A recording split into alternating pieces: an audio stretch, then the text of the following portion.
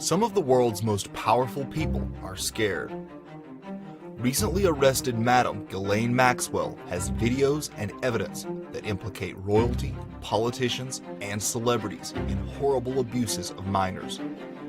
Now, the elite's entire house of cards could be crumbling down, and one of the first to fall is Prince Andrew. Prince Andrew, he's shaking, he's scared. But he is just the tip of the iceberg. Why was his brother, Prince Charles, best friends with Britain's most prolific child rapist, Jimmy Savile? Why was a child trafficking ring being ran out of Buckingham Palace? And why was the body of a missing teenage girl found on the Queen's estate? Incredibly, a body found on the Queen's estate. Want to know how deep the royal rabbit hole really goes? Then don't click away.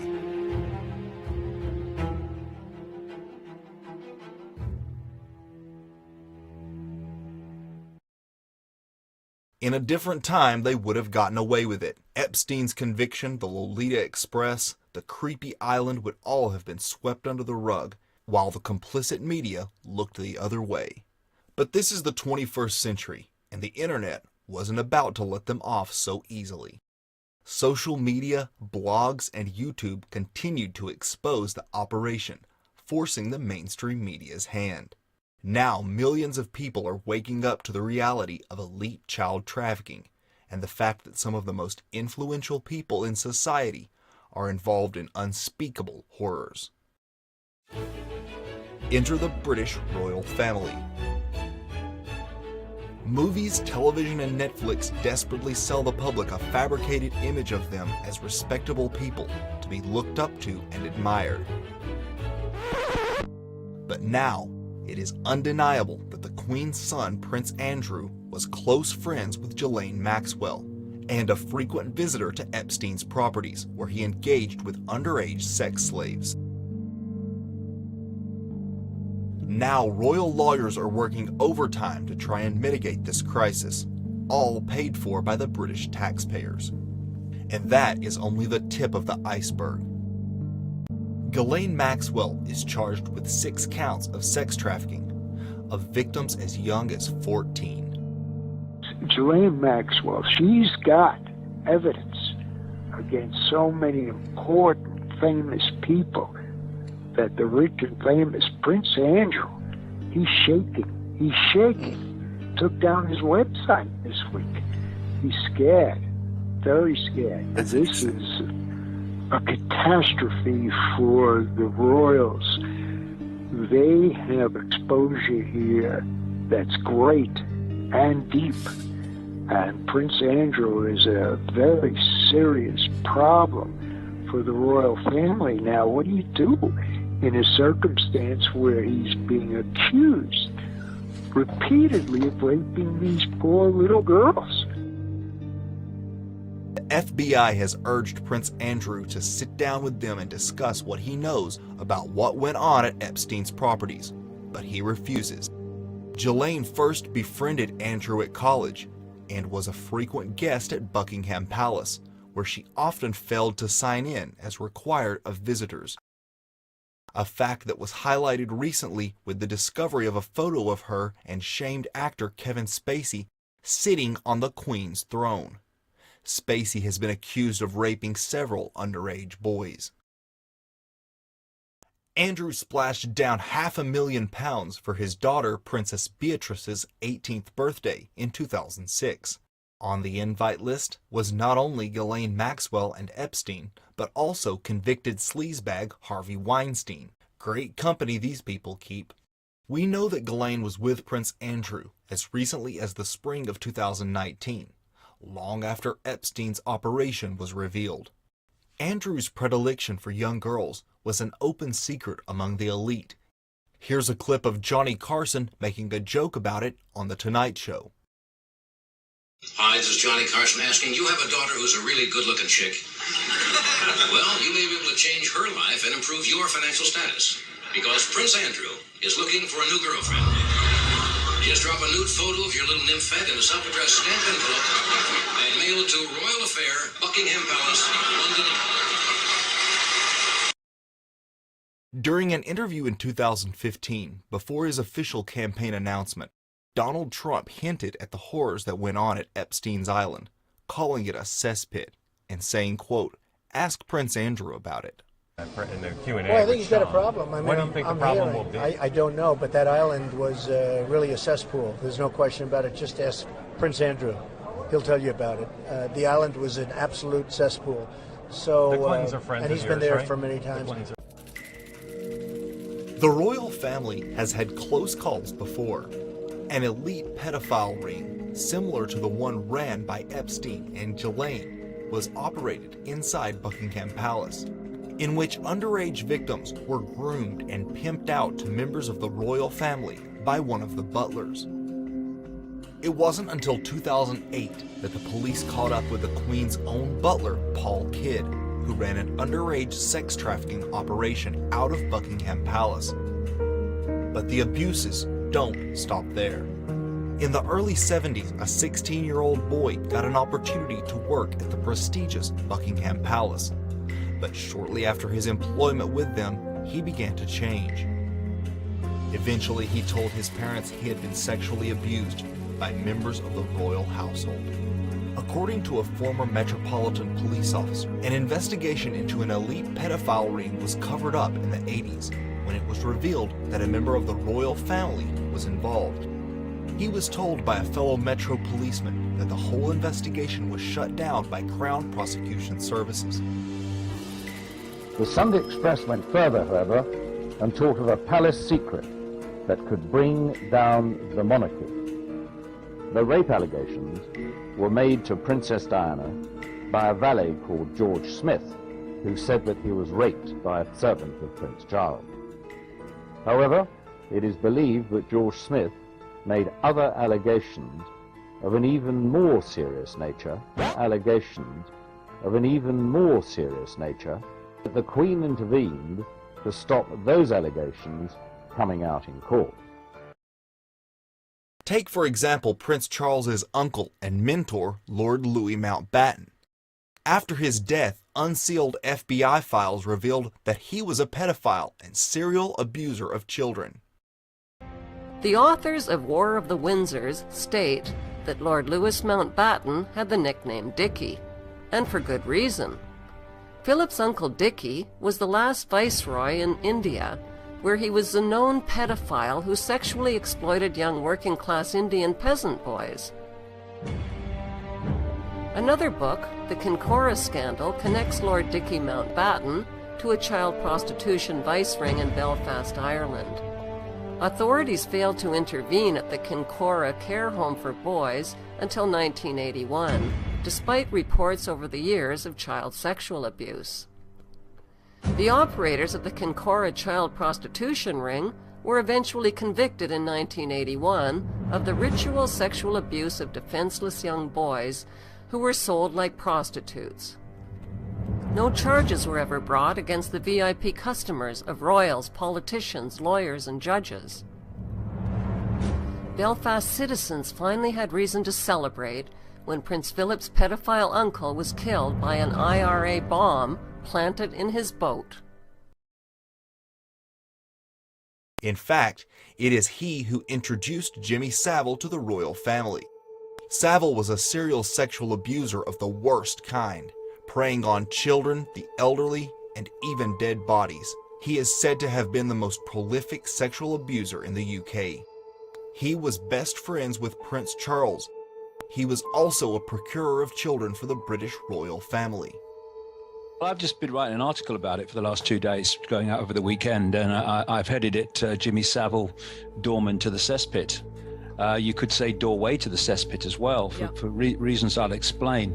I was first told that Jimmy Savile was a paedophile in about 1997-98 by a number of people, but including the people who had serious connections into the royal family. Not that they were members of the royal family, but they were very close to people that were on the inside. And they told me about the Satanism that went on in the royal family, the pedophilia, and all that stuff. And then out of nowhere, they brought up Jimmy Savile. And of course, I'm into a conversation about, royal family, how they treated Diana, pedophilia and all this stuff. And suddenly Jimmy Savile comes out of nowhere, this aging disc jockey.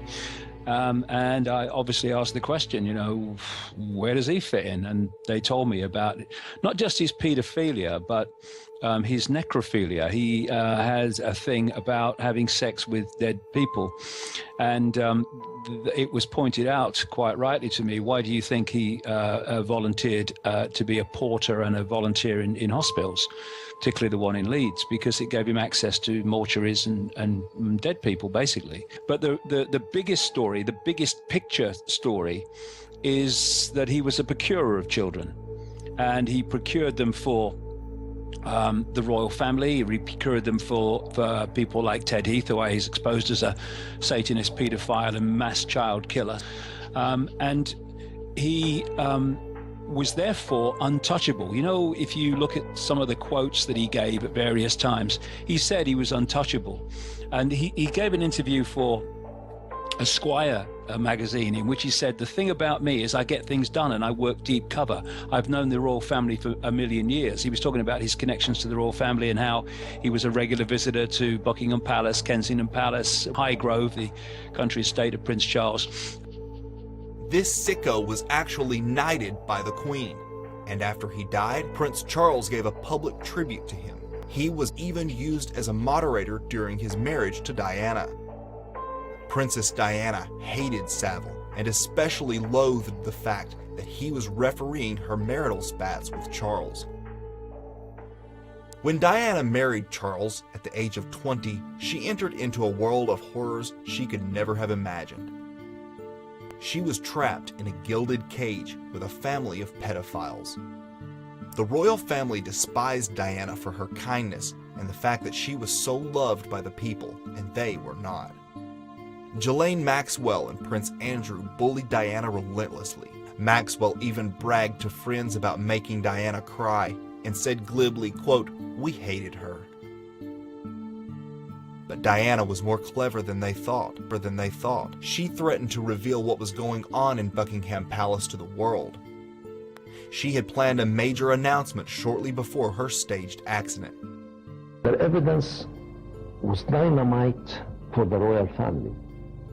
Diana, Prince of Wales, had kept record of all threats and bullying of Prince Philip.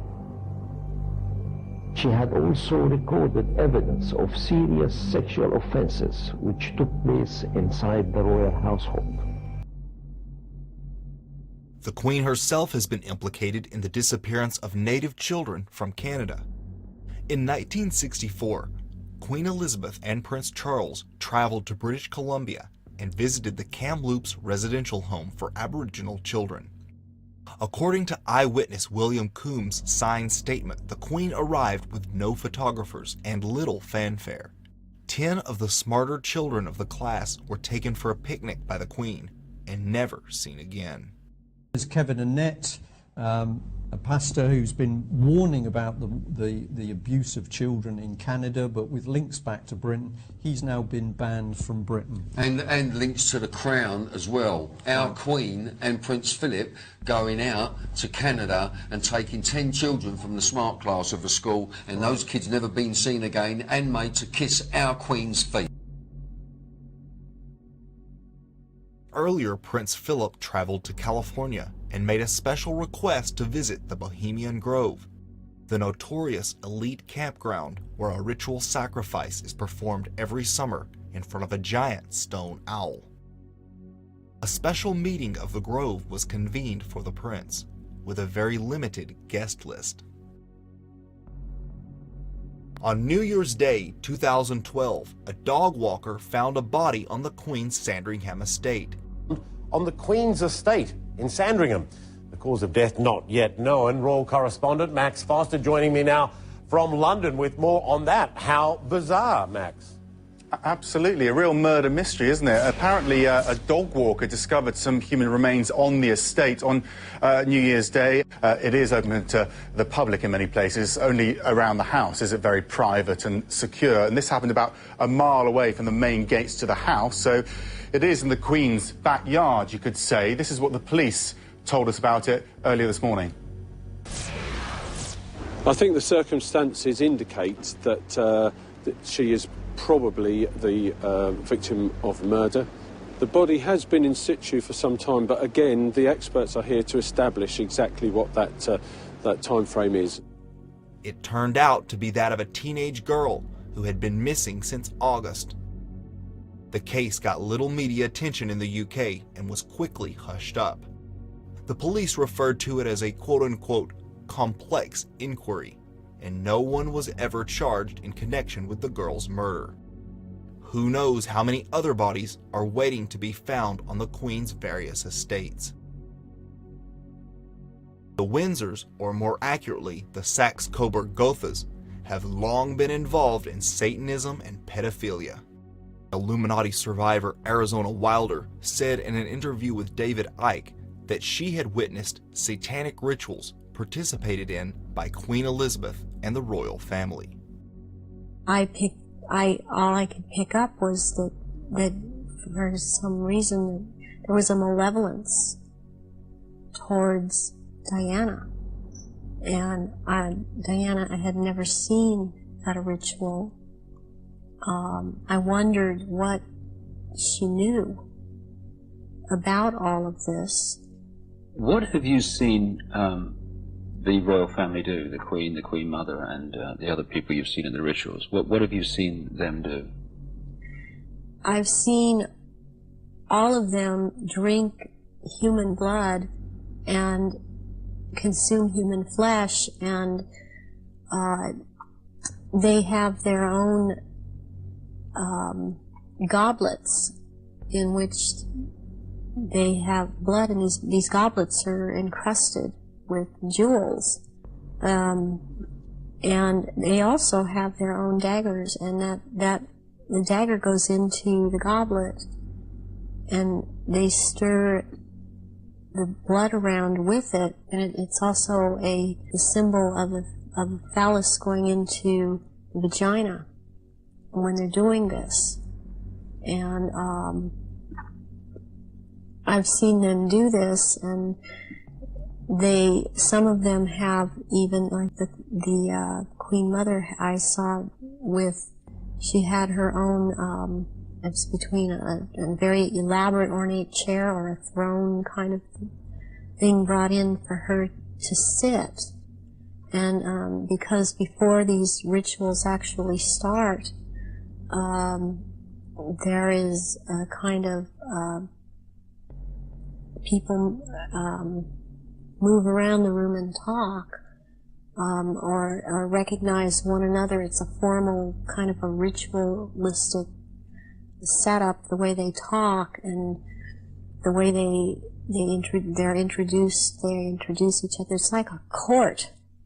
What are they wearing? They're wearing robes. They're not wearing anything underneath the robes because there are orgy kind of things that go on at the rituals also. And involving the royal family of Britain? Yes, involving the royal family of Britain, and the sacrifice and the eating of, consuming the sacrifice, and they are involved in that. You've seen them do that? Yes, I have seen them do that. Given everything we know about them, inspectors from Scotland Yard should be knocking on the door of Buckingham Palace, but that will never happen. Unfortunately, the royal family is above the law in the UK. The courts serve at the Queen's behest. It is literally her government. So Andrew is currently safe as long as he stays within the UK, but he recently canceled an upcoming luxury golfing trip to Spain, and legal experts believe it is because of the country's tough extradition treaty with the US. Why are both princes connected to notorious pedophiles? Why was the body of a missing girl found on the Queen's property? And what happened to those 10 missing kids, Miss Queenie? We truly are living in an age of revealing. Slowly, the curtain is being pulled back, and the public is beginning to get a glimpse of what has been taking place inside Buckingham Palace. But it is still just the tip of the iceberg. What will the public do when they find out about the snuff films, human hunting parties, and cannibalism? As always, thanks for watching, and if you enjoy my productions, please like and subscribe, and help me get the word out by sharing this video.